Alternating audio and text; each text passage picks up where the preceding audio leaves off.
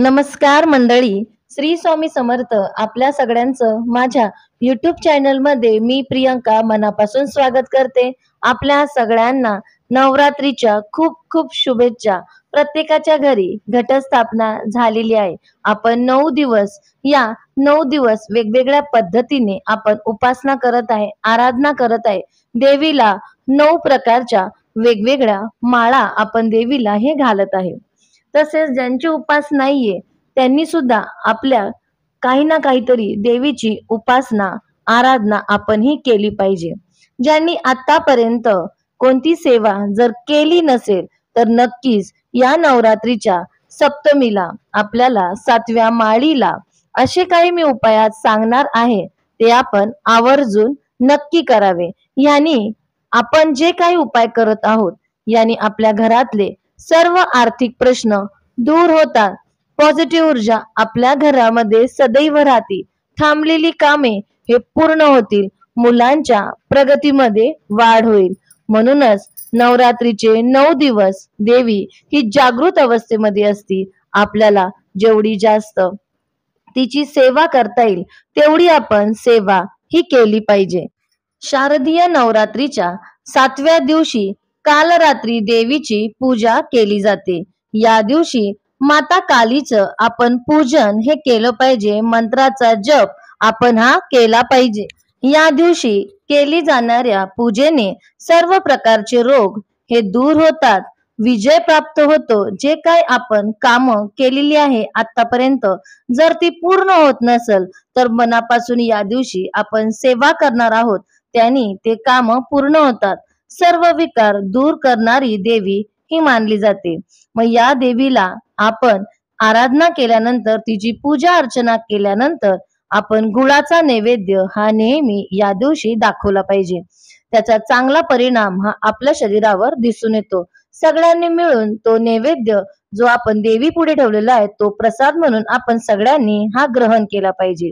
या नवरात्रीच्या सप्तमी तिथीला काल रात्री पूजन करण्यासाठी सकाळी उठून आपण अंघोळ करावी. पहाटे लवकरच उठावं आणि त्यानंतर आपण जो आपला उंबरठा आहे त्याला हळद कुंकवाने आपण लेपन करावं. हळद आणि गोमूत्र आपल्याला एकत्र करायचं आहे, त्याचं छानपैकी लेपन करायचं आहे. उंबरठ्याला हळद कुंकू व्हायचं आहे, तिची पूजा अर्चना करायची आहे. दारामध्ये उजव्या साईडला शुद्ध तुपाचा आपल्याला दिवा हा प्रज्वलित करायचा आहे. नंतर जिथं आपले घट बसवले आहे त्या देवीला कुंकू, अक्षदा, दीप, धूप आपल्याला अर्पण करायचं आहे. तसेच या देवीला रातराणीचं फूल जर आपल्याला मिळालं तर आपण नक्कीच अर्पण करा. तसेच आपल्याला गुळाचा हा नैवेद्य हा दाखवायचा आहे.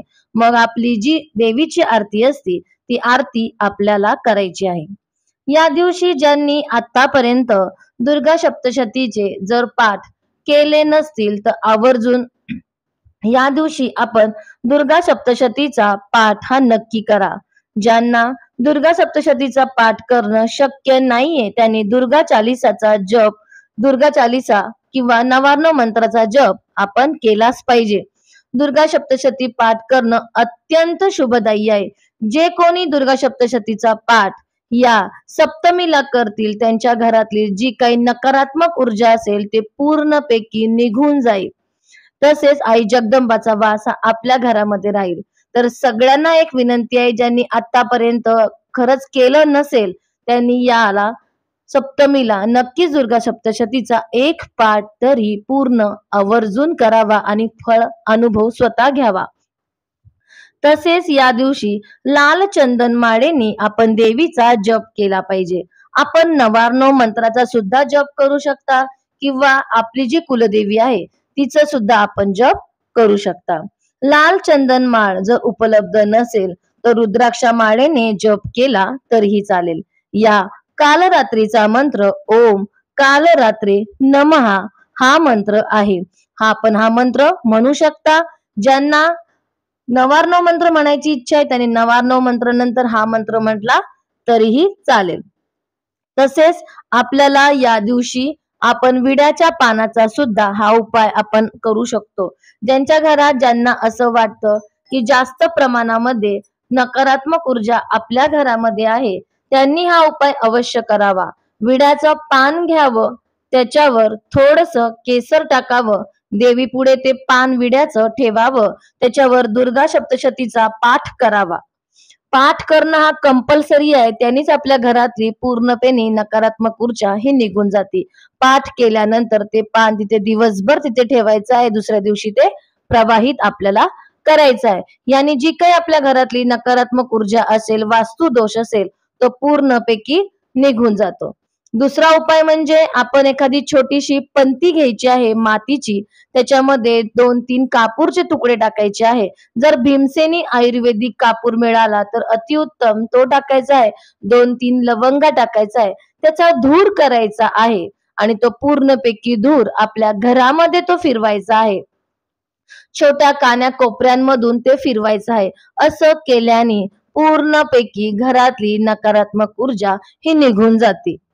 तसेच सप्तमीला आपण ज्या वेळेस देवीची आरती करत असतो, तर प्रत्येक ठिकाणी वेगवेगळी पद्धत आहे. पण सप्तमीला शक्यतो पूर्णाचे 7 दिवे हे तयार केले जातात. ते एका प्लेटमध्ये आपल्याला ठेवायचे आहे आणि ते 7 दिवे प्रज्वलित करून आपल्याला आई जगदंबा मातेची, जिथे आपली घटस्थापना झालेली आहे, त्याची आपल्याला त्या दिव्यांनी आरती आपल्याला करायची आहे. तसेच आपण या दिवशी विड्याच्या पानांची माळ सुद्धा आपण देवीला घालू शकतो. तसं तर पहिल्या दिवशी सुद्धा आपण विड्याची माळच आपण घालतो, पण 7व्या दिवशी सुद्धा विड्याची माळ घातली तरीही चालते. तसेच आपण या दिवशी ज्या मैदा मळून आपण त्याच्या पुऱ्या करायच्या आहे. त्याला काही जण वेगवेगळी नावं आहे. काही जण त्याला फुलोरा सुद्धा म्हणतात, तर काही कडबोले सुद्धा म्हणतात. तर त्या मैदा हा कडक मळायचा आहे. पुरी लाटता येईल अशा स्वरूपाचं आपल्याला मैद्याचं पीठ आपल्याला हे मळवायचं आहे. ते 9 किंवा आपण विषम संख्येमध्ये ते आपल्याला पुऱ्या ह्या तळून घ्यायच्या आहे. त्या एकसाथ दोरीमध्ये त्या बांधायच्या आहे आणि ते घटाला आपल्याला चढवायचे आहे. जिथं आपण माळा बांधतो त्या ठिकाणी आपल्याला तो फुलोरा बांधायचा आहे. काही जण तो फुलोरा बांधत नाही, तर तो एका डिश मध्ये देवीला नैवेद्य म्हणून सुद्धा ठेवतात. तसेच त्याच मैद्याचे आपण देवीचे अलंकार सुद्धा करू शकतो. काही जण जोडवी करतात त्याच मैद्याची, तर काही जण वेणी करतात. तिचे जे अलंकार आहे, तिच्या गळ्यातला हार करतात, ते अलंकार त्याच मैद्याच्या पिठाचे हे जाडसर अशा छानपैकी रीतीने ते बनवतात आणि देवीला तो नैवेद्य म्हणून ठेवतात. तो दिवसभर आपल्याला ठेवायचा आहे. नंतर तो आपल्याला घरातल्या सगळ्यांनी तो हा प्रसाद म्हणून आपल्याला खायचा आहे. फुलोरा हा शक्यतो 3 ते 4 दिवस खराब होत नाही. ज्यांना खाण्याची इच्छा असेल त्यांनी थोडासा तरी नैवेद्य म्हणून खावा. पूर्णपैकी खाल्ला जात नसेल तर आपण तो गाईला दिला तरीही चालतो.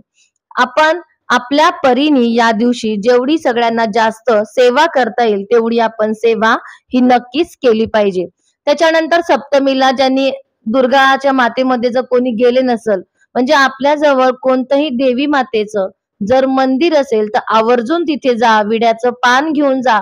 आपली एखादी समस्या असती, अडचण असती, मार्ग निघत नाही, प्रगती थांबलेली आहे, ते पान देवी मातेसमोर ठेवा, हळद कुंकू व्हा, तिथेच बसून नवार्णव मंत्राचा जप करा. आपली समस्या देवी मातेला सांगायचं आहे. तिथे शांतपैकी बसून ज्यावेळेस आपण जप करतो तर आपल्याही मनाला प्रसन्नता मिळते आणि मग आपल्याला घरी यायचं आहे. पुन्हा देवी आपण जिथे घटस्थापना झालेली आहे तर आपल्याला तिथे साष्टांग नमस्कार देवी मातेला करायचा आहे.